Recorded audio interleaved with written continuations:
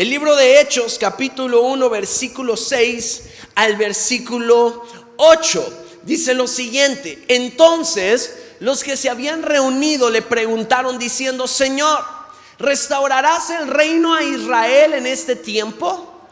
Y Jesús les contestó: no os toca a vosotros saber los tiempos o las sazones que el Padre puso en su sola potestad, pero recibiréis poder cuando haya venido sobre vosotros el Espíritu Santo, y me seréis testigos en Jerusalén, en Zapopan, en Guadalajara, en Jalisco, en México y hasta lo último de la tierra, en Cancún, en París, en Miami, en Los Cabos y hasta lo último de la tierra.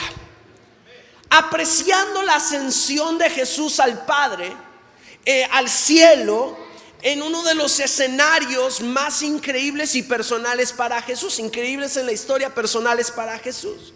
Fue el lugar donde Jesús se quiso apartar con aquellos 3 de los 12, Pedro, Jacobo y Juan, para orar, porque sentía tristeza hasta la muerte. Pero también fue el mismo lugar en donde Judas vende a Jesús por 30 monedas de plata. Y en ese lugar del entierro, en ese lugar de la traición, en ese lugar de la aparente derrota, es el mismo lugar en donde Jesús, delante de los ojos de más de 500 personas, comienza a elevarse y ascender al Padre que estaba esperándolo en los cielos para ser ese abogado que ahora está a la diestra del Padre, abogando y viendo, intercediendo por cada uno de nosotros en el cielo. Y esto es poderoso, porque el mismo lugar en donde te abandonaron tus amigos, alguien está acá conmigo, el mismo lugar en donde fueron enterrados tus sueños, el mismo lugar en donde tú sentiste morir, es el mismo lugar y ahora delante de todos en el que el Padre te va a devolver con creces lo que el enemigo te haya robado. Te va a prosperar, te va a bendecir, y delante de los ojos de todos tú vas a ascender hacia tu propósito. ¡Wow! Y llegan los discípulos y no solamente le hacen a Jesús una pregunta poderosa, le hacen a Jesús la última pregunta. La última, pude haber titulado a este punto la última pregunta, porque fue la última pregunta que le hicieron a Jesús de cuerpo presente aquí en la tierra. ¿Y cuál fue la pregunta? Le dijeron: Jesús, Maestro, ¿restaurarás el reino a Israel en este tiempo? Dile a tu vecino: restauración.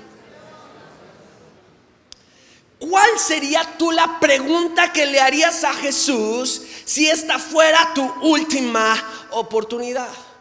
Aprendamos a hacer preguntas poderosas que nos den respuestas necesarias.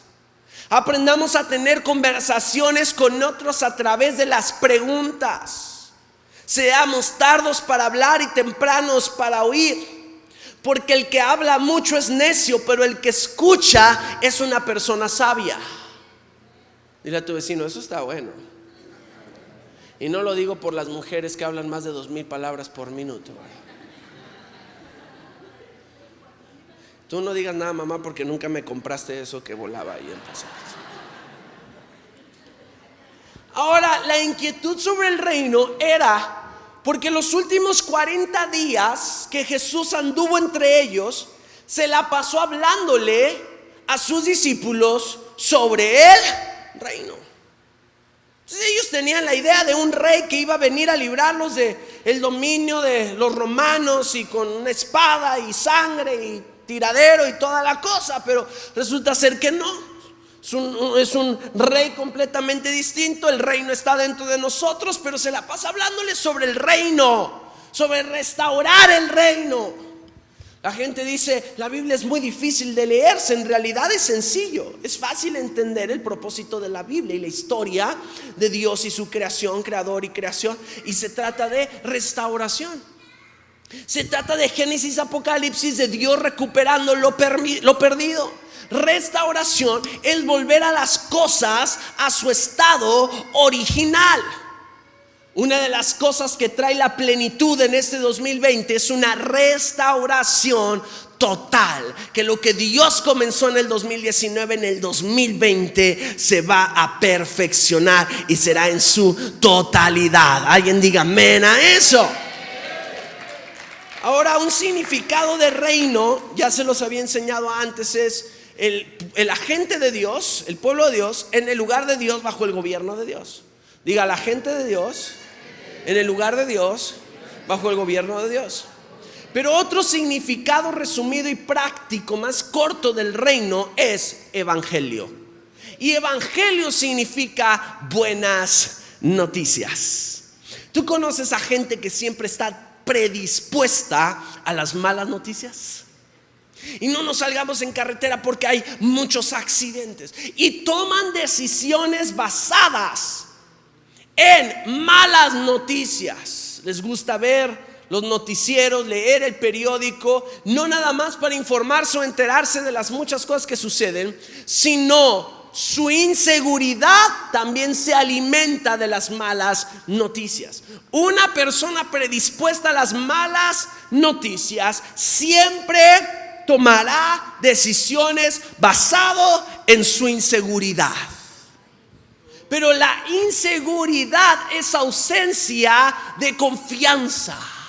Y Dios a ti y a mí no nos ha dado un espíritu de temor, sino nos ha dado un espíritu de poder, de amor y de dominio propio. Cuando Él habla de restaurar el reino, y reino es buenas noticias, el reino es evangelio, entonces yo solamente puedo esperar lo bueno y lo mejor de Dios para mi matrimonio, lo bueno y lo mejor de Dios para mis proyectos, lo bueno y lo mejor de Dios para mi salud. Yo no estoy pensando en que hace frío, me voy a enfermar. Yo estoy caminando de gloria en gloria, de victoria en victoria, porque mi fe no es éxito, mi fe es victoria. Siempre espero lo mejor, porque Dios restaura el reino en mi corazón. Ajá. Díselo a una persona que vive llena de inseguridades. Ay, no voy a meter esta solicitud de trabajo porque si me dicen que no. Y siempre es, y si me dicen, y si no me aceptan, y si me contesta esto, y si me rechazan. Este año quitemos esos peros y quitemos esos supuestos y quitemos esos y si sucede, y mejor vivamos de lo que Cristo Jesús hizo en la cruz del Calvario, que no es pasado sino es futuro, para todos aquellos que creamos en este evangelio, que tiene el poder para perdonar los pecados de aquellos que creen en estas buenas noticias. Entonces, lo primero que Dios quiere hacer en nosotros después de que somos salvos es hacernos aceptos en el amado. Y al hacernos aceptos en el amado, Dios quiere engendrarnos en el espíritu de adopción por el cual clamamos Abba, Padre. Déjame decirte algo que tiene que, muy práctico y sencillo, pero que tiene que revolucionar tu mente y tu corazón en este momento. Escúchame bien. Dios quiere restaurarte. No solamente puede, Dios quiere restaurarte. No, los de acá están dormidos. Dios quiere restaurarte. A ver, con los del centro, Dios quiere restaurarte. Dios quiere restaurarte. Y está, no, ya pasaron su oportunidad. Si alguien podía restaurar el reino, era un descendiente legítimo de David, el rey David. Y Jesús es un descendiente legítimo del linaje de David a través de José, su padrastro, su padre realmente, pero que lo adopta como su hijo, aunque no fue engendrado por él. ¿Estás acá conmigo? Pero Jesucristo es un descendiente legítimo del linaje de David. Los israelitas, a ser quienes recibieron a Jesús, pero también lo llevaron a la cruz y no creyeron que era el verdadero Mesías, llegó un momento, ya una vez conociendo al Cristo resucitado, ya, ay, sí, la tumba está vacía, wow, lo matamos. Imagínate la impresión. Más de uno de haber dicho: yo estaba ahí, yo le escupí. Yo estaba ahí cuando Pilato se lavó las manos y yo fui de los que gritó Barrabás. Entonces, cuando la tumba está vacía, ellos son confrontados, pero una raíz que ahora necesita ser restaurada se arraigó en ellos. ¿Y saben cuál fue?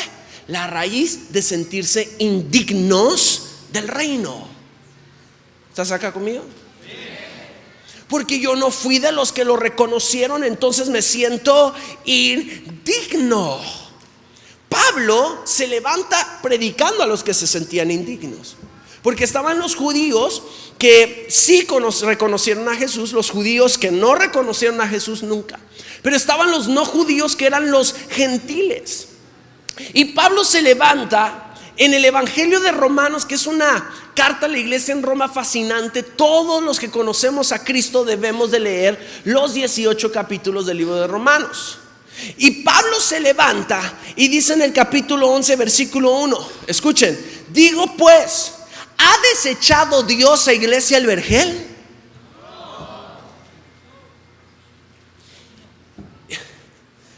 ¿Cuántos vulnerablemente reconocen que alguna vez, a causa de sus pecados, de sus equivocaciones, de sus errores, se han sentido rechazados por Dios?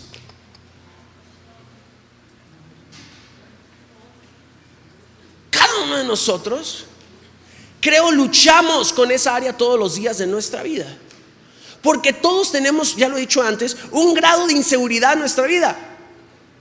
La cuestión es: ¿qué hacemos con ese grado de inseguridad en nuestra vida? ¿La volvemos una razón para creer o se convierte en una razón para detenernos? Porque hay gente que las inseguridades las va a utilizar para sacar fuerza de donde no había e ir y conquistar todo lo que Dios les habló. O hay gente que va a usar las inseguridades para quedarse detrás. Y aunque allí está el cumplimiento del propósito de Dios para sus vidas, hay gente que la empresa que soñaron siempre estuvo ahí, pero nunca la recibieron. Que su familia sirviéndole a Dios siempre estuvo ahí, pero nunca la recibieron. Entonces Pablo llega y dice: no hay rechazo. Diga conmigo: no hay rechazo. En ninguna manera, contesta Pablo, porque también yo soy israelita, de la descendencia de Abraham, de la tribu de Benjamín. Y mírame aquí ante Saulo y ahora Pablo, de perseguidor de los cristianos, ahora escritor de más de la mitad del Nuevo Testamento. Entonces, si yo no soy rechazado como parte también de los israelitas, ustedes tampoco son rechazados. Y dice en el mismo libro de Romanos, Pablo no dice que eran el pueblo escogido o que eran el linaje escogido. Dice: ustedes son el pueblo escogido, ustedes son la nación santa. Dios te está esperando en el futuro y no está recordándote el pasado. Todo rechazo sale de tu corazón, todo sentimiento de indignidad se va. Dios quiere restaurar las buenas noticias en tu vida. Alguien que haga ruido y lo crea aquí. No eras, eres. No eras, eres. No eras el esposo fiel, eres el esposo fiel. Que te caiga el 20 de eso, No eras el gran empresario, eres el gran empresario. No eras un servidor de Cristo, eres un servidor de Cristo. No eras miembro de Iglesia del Vergel, eres miembro de Iglesia del Vergel.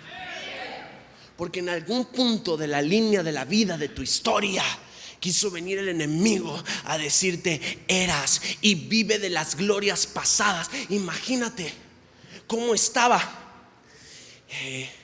Jesse, lleno de lepra, por ahí en la esquina de la habitación del rey, como un bufón, como un contador de historias. Y cuando el rey se aburría, espero no perderlos en esta parte, pero cuando el rey se aburría, decía: hey, tráiganme a quien estuvo con Eliseo, el siervo de Elías.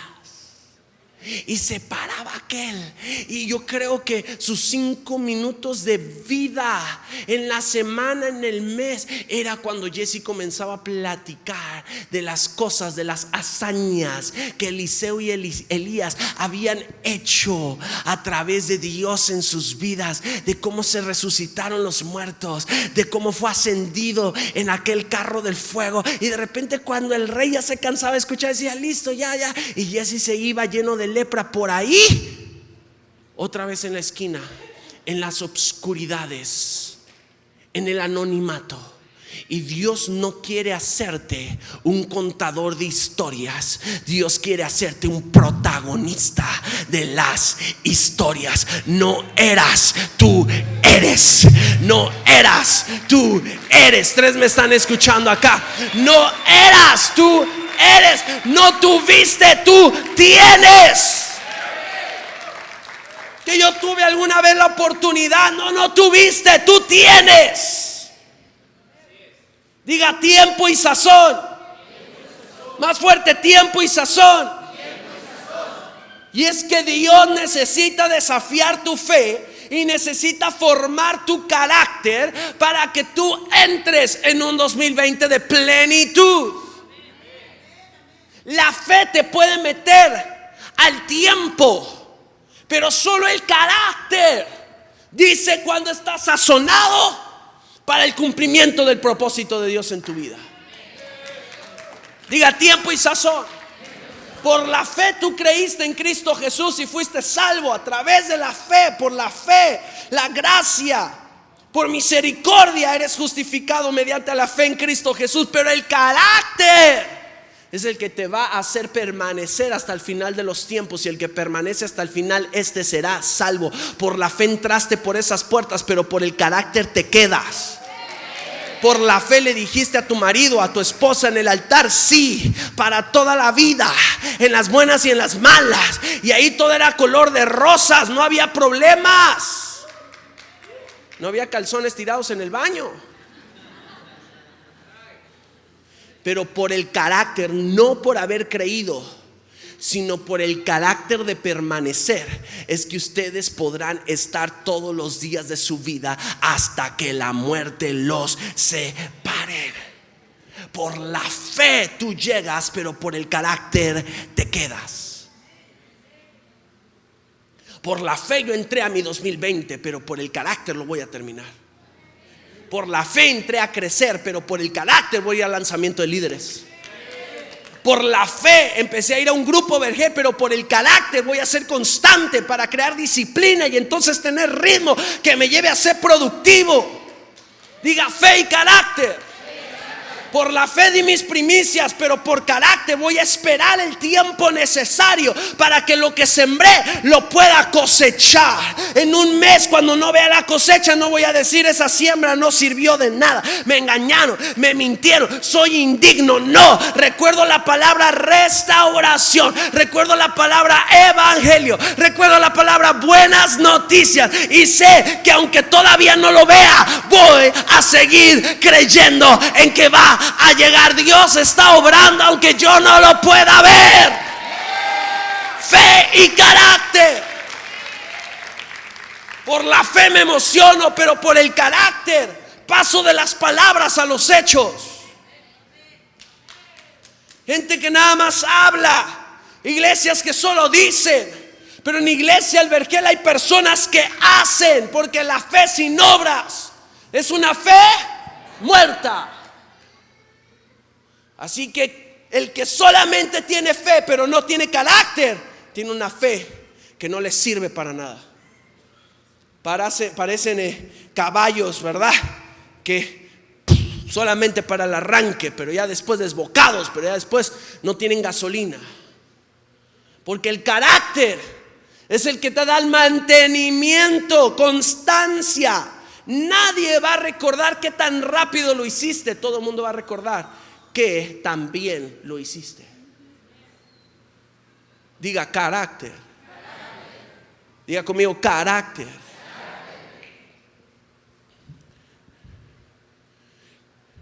Un corazón lastimado, una autoestima incorrecta, siempre va a ver el desafío como una carga y no como una bendición. Tenían la fe para venir y decir: Dios, yo quiero servirte el resto de mi vida. Pero cuando Dios empieza a hacer uso de su tiempo, cuando Dios les quita el fin de semana del puente para ir de vacaciones, cuando Dios les dice: eso no lo puedes hacer porque tienes que venir y hacer esto otro para el reino. Cuando Dios, porque Él te anhela celosamente, Él sí quiere que disfrutes la vida, pero Él también muchas veces te va a pedir que hagas algo sacrificial para Él, algo que demuestre tus prioridades. Busca primeramente Él y todo vendrá por añadidura. Y cuando la gente empieza a sentir ese me quitan, entonces empiezan a quejarse.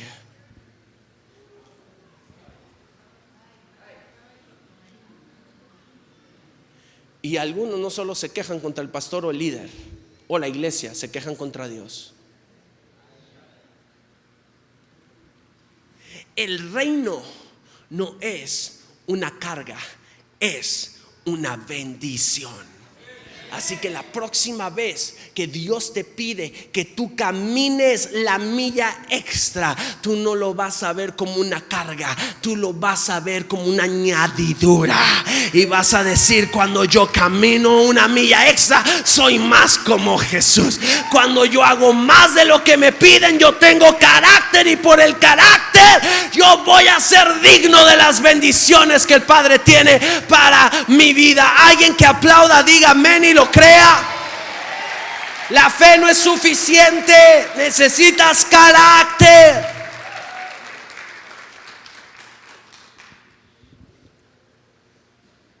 Es un privilegio servirle a Jesús. Es un privilegio dar la vida por otros. Ay de mí si no predicar el evangelio, dijo Pablo. ¿Y sabes qué? Es que no dejaremos de ver algunas responsabilidades sobre el reino como una carga hasta que nos enamoremos loca y apasionadamente por Dios. Cuando tú amas, nunca es suficiente. Siempre puedes hacer algo más. Tú vas a recibir todo lo que estés dispuesto a dar. Doy más tiempo, leo más la Biblia. Me dicen que a las 8 y llego a las 7. Me dicen que un servicio y me quedo en los 3, en los futuros 5. Y cuando entendamos esto, ¿puedo decir algo atrevido? ¿Sí o no? O se los digo a la iglesia que está acá en el centro de Zapopan. Cuando entendamos esto, va a haber gente que no diezme el 10, va a haber gente que diezme el 20.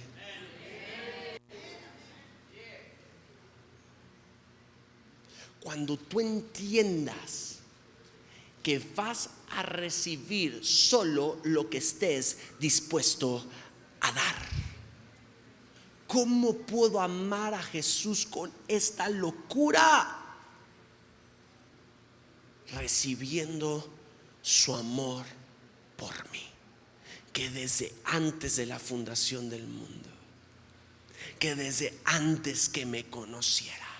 Y cuando yo conozco su amor y recibo su amor, lo único que puedo buscar hacer es corresponder a este amor con fidelidad. Entonces me voy al libro de Oseas, un profeta menor, pero un profeta loco. Si alguien se levantara a predicar y a profetizar como él en este tiempo, yo creo que lo meteríamos a la cárcel o algo así. Y cuando yo voy al capítulo 2 de Oseas, el título es, que venga el piano por favor, el título es El Dios de amor por su pueblo infiel. El Dios que ama a su pueblo infiel. Y Dios le dice unas cosas tan fuertes a su pueblo sobre la infidelidad. Le dice cosas como, esto es fuerte, pero está escrito en la Biblia, no lo digo yo. Ustedes son hijos de la prostitución, les dice. Su madre dijo cosas como, hablando de una mujer que había sido infiel a su marido: iré tras mis amantes que me dan mi pan y mi agua, mi lana y mi lino, mi aceite y mi bebida. Y luego aparece Dios y dice: yo los voy a cercar con espinos.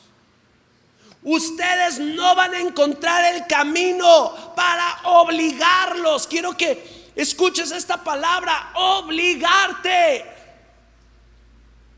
Y que obligado tú digas: iré tras mis amantes que me dan el pan, mi agua, mi lana y mi vino y mi aceite. Y obligado a decir: iré y me volveré a mi primer marido, porque mejor me iba con él que con el que estoy ahora.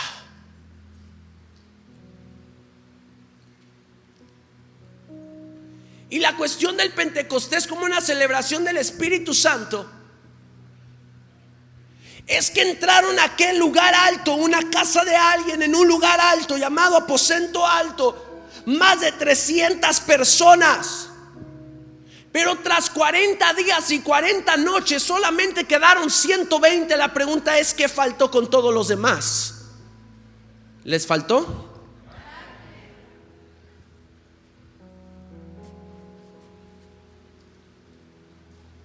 Les faltó amar a Dios con esta locura. Y es que antes de que recibieran el poder y al Espíritu Santo para ir y ser testigos a toda Jerusalén, Judea, Samaria, los confines de la tierra, diga conmigo fuerte el cómo. Más fuerte, ¿cómo? Dios necesitaba meterles el porqué aquí adentro. Porque el cómo sin el porqué te va a echar a perder.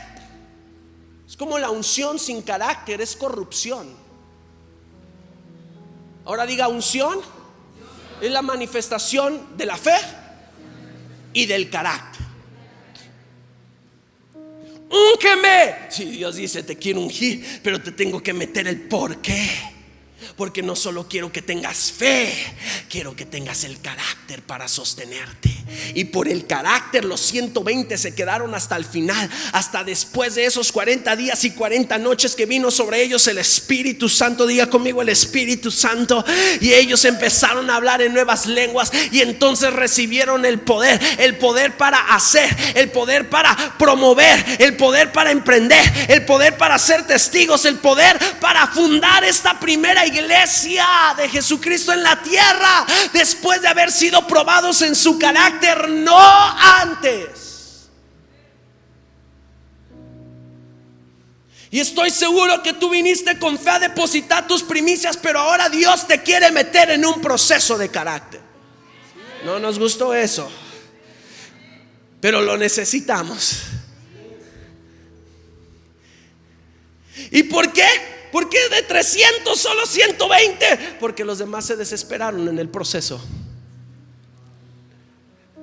Imagínate el carácter que la iglesia de Jesucristo tiene que tener en este tiempo. Hace más de 2000 años que el novio se fue y nos dejó como novias alborotadas, vestidas de blanco, como novias de rancho.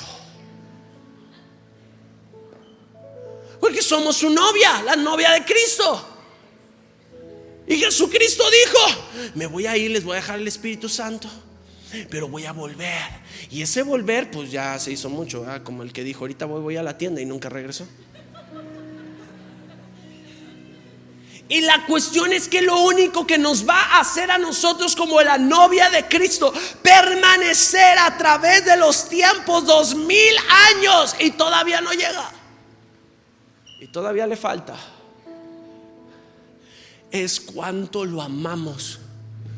Pero no solamente por lo que creemos y sentimos, sino por lo que hemos visto. Porque un testigo no es por lo que cree. Yo no voy con el juez, con la policía y le digo creo que me robaron. No, es vi que me robaron, vi con mis ojos que me robaron, vi que se cometió este crimen.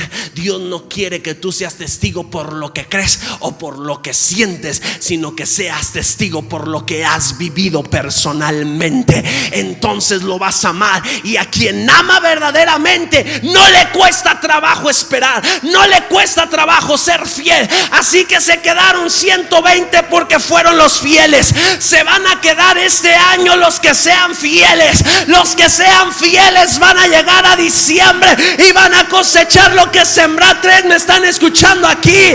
Fidelidad es lo que Dios está buscando. Imagínate qué regalo tan hermoso nos ha dado al Padre. Yo me voy a ir, pero se va a quedar alguien mejor. Imagínate, alguien mejor que Jesús. Yo creo que los discípulos se voltearon a ver y dijeron, pues ¿quién puede ser mejor que este?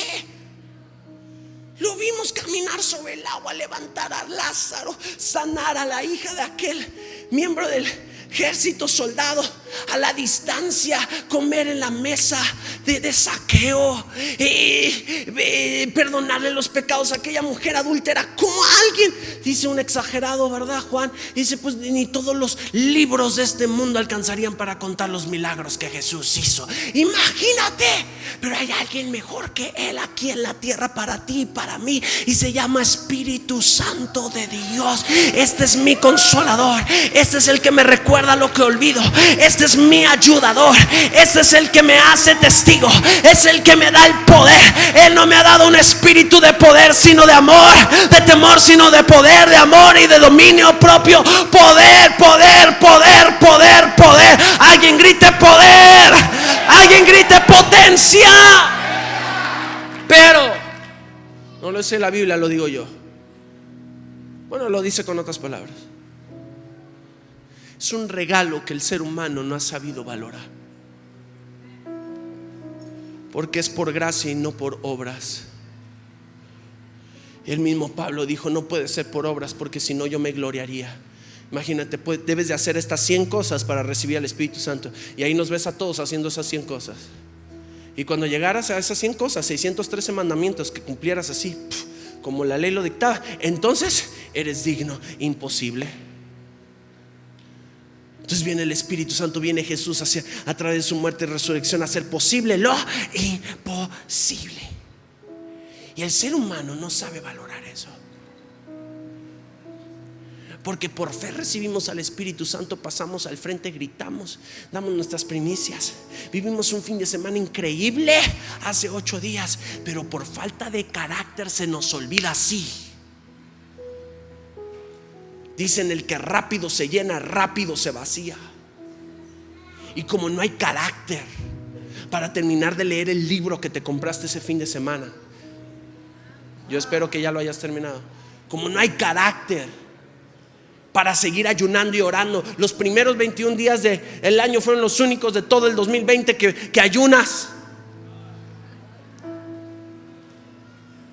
Y a medias, porque lo quebrantaste ahí 2 que 3 veces. Con el famoso, ay, es que me olvidé que no podía comer eso. Diga, carácter. Diga, carácter. ¿Sabes por qué creo que Jesús dijo, espérense allí hasta que venga sobre ustedes mi Espíritu Santo? Porque Jesús les estaba diciendo, quiero primero procesarlos, quiero primero asegurarme que ustedes valoren el regalo tan grande que van a recibir. quiero estar seguro de lo que ustedes van a hacer con esa investidura de poder que el cielo les va a entregar. Y porque 40 días antes de ascender al Padre les hablaba de reino, de reino, de reino, de reino, de restauración, de restauración, de restauración, de restauración. ¿Por qué? Porque les estaba metiendo el por qué, para que cuando llegara el cómo, la investidura del Espíritu Santo, ellos tuvieran el carácter. Y por ese carácter, el Pedro que lo negó 3 veces, se levantó después del día del Pentecostés, salió y predicó, y 3,000 personas se convirtieron, después 2,000, y en una semana la iglesia del primer siglo tenía 5,000 personas. Estoy seguro que si estas señales, resultados, prodigios, milagros hicieron los apóstoles investidos por el poder del Espíritu Santo, nosotros también mayores cosas haremos en su nombre. Saldremos a la calle y miles y miles y miles de personas serán salvas. Pero la pregunta que te tengo es: ¿por qué no pasa?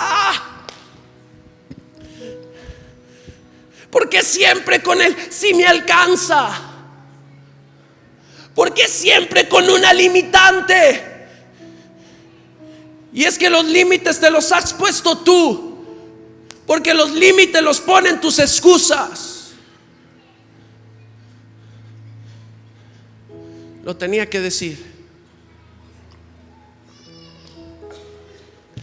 Cómo se proyecta la gente. Puse en mi Instagram hace unos días a uno dormido diciendo: perdón, no pude llegar, es que tenía un compromiso, y todo dormido.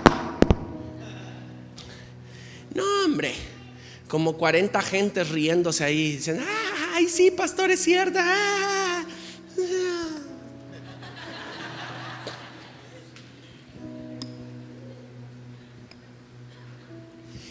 Es que te tengo que meter allí. Diga conmigo: hay un tiempo y un lugar. Diga: hay un tiempo y un sazón. Te tengo que meter allí en el aposento alto, porque es que la otra vez te invité a orar y te quedaste dormido. Te tengo que meter ahí porque uno de mis 12 ya se rajó, Judas. Te tengo que meter ahí porque me necesito asegurar de que vas a continuar mi labor profética en esta tierra con...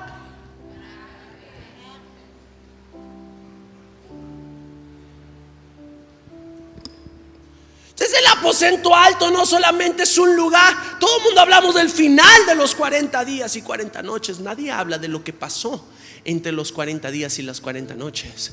Entonces por ahí Tomás, todo inseguro: no, yo no creo que haya resucitado. Y se aparece Jesús y dice: ven y mira mis manos y mete tu dedo en mi pecho, en mi costado. Porque lo que Jesús estaba era desarrollando el carácter en Tomás, diciéndolo: esta es la última vez que dudes de mí, porque no me vas a volver a ver. Ahora va a venir mi Espíritu Santo. No lo puedes ver, pero lo puedes recibir y con carácter lo puedes utilizar. Este está para ti, es tu ayuda, está a tu favor. ¿Alguien me está escuchando aquí? Entonces yo te quiero restaurar. Diga: restauración.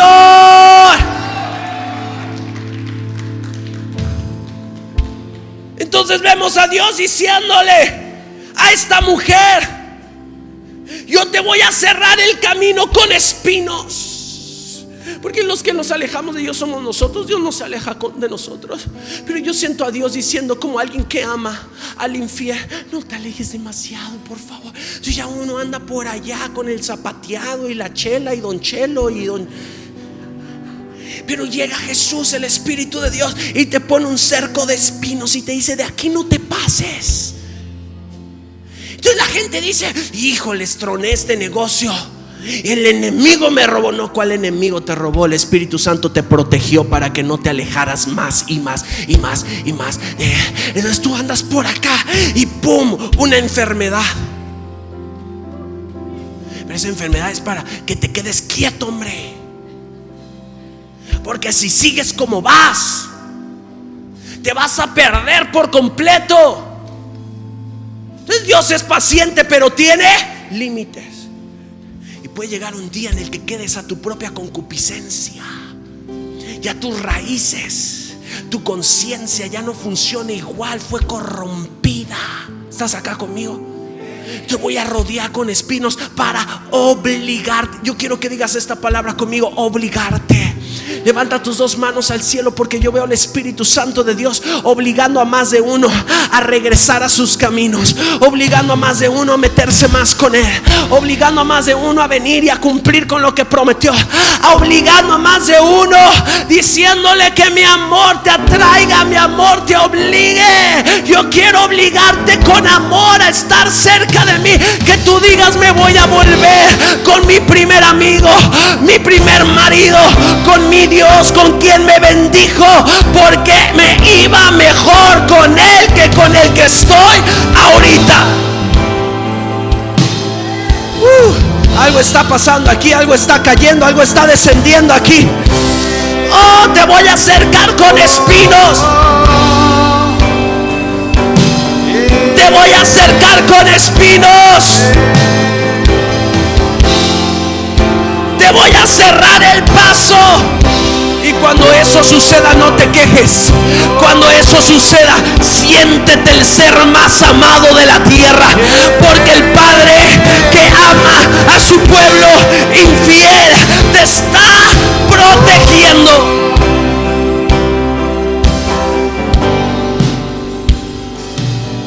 Lo primero que tienes que reconocer es que eres un infiel. ¿Cómo? Todos pecamos diario, todos los días. Todos los días. Pablo mismo dijo: entre todos los pecadores yo soy el más pecador que todos ustedes. Porque el reconocer que lo necesitas, la vulnerabilidad delante de Dios, es la que le da el permiso a Dios de moldearte, de transformarte, de procesarte. Tú no quieres ser usado, tú quieres ser aprobado, porque la fe te usa, pero el carácter te aprueba. Yo no quiero un buen fin de semana, yo quiero todo un año lleno de bendiciones. Yo no quiero sentir su presencia solamente cuando ando bien, yo quiero sentir su presencia todos los días de mi vida. Pero para eso, para desatar las buenas y mejores temporadas de Dios en mi vida, me tengo que santificar y me tengo que consagrar. Métanse allí por 40 días y 40 noches para que los santifique y para que los consagre.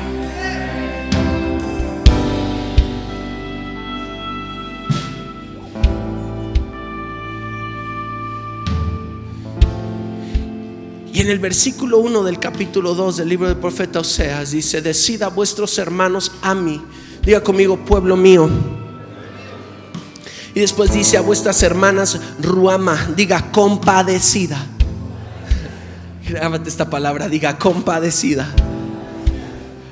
Porque ahí aparece el Dios que ama a su pueblo infiel, el Dios que te ama a ti, el Dios que te ama a ti. Pero yo he visto lo incorrecto, yo he tocado lo que no debo de tocar. El Dios que te ama a ti. Pero yo me he olvidado de Dios muchas veces. El Dios que te ama a ti. Pero a mí a veces se me sale una que otra palabra incorrecta de mi boca. El Dios que te ama a ti. Él te dice lo siguiente: pero he aquí que yo la atraeré, la llevaré al desierto. ¿Sabes para qué son los 40 días y 40 noches? ¿Sabes para qué es el desierto? ¿Sabes para qué es la prueba? Para que Dios hable a tu corazón, porque desde donde estás hay mucho ruido. Y le daré sus viñas desde ahí, y el valle de Acor por puerta de esperanza. Y esto me emociona: allí cantará como en los tiempos de su juventud, y como en el día de su subida de la tierra de Egipto. Yo escucho la canción de la hermana de Moisés después de salir de Egipto. Es un verdadero cántico nuevo. Él pone palabras de alabanza y adoración en nuestra boca. Si entre sacares lo precioso de Leví, serás como mi boca. Cuida cuidado con la boca que le alabas y le adoras a Dios. Y por eso dice Jeremías: yo tengo que entresacar lo precioso de lo vil, porque con esa misma boca que quieres profetizar es con la misma boca que mientes. Con esa misma boca que tú le quieres decir hoy domingo: Dios te amo, te alabo, te adora, es con la misma boca que has llegado a ser infiel. Entonces yo tengo que entresacar lo precioso de lo vil, para que tú seas como mi boca, porque en la boca está el poder de la vida y de la muerte, de la bendición y de la maldición.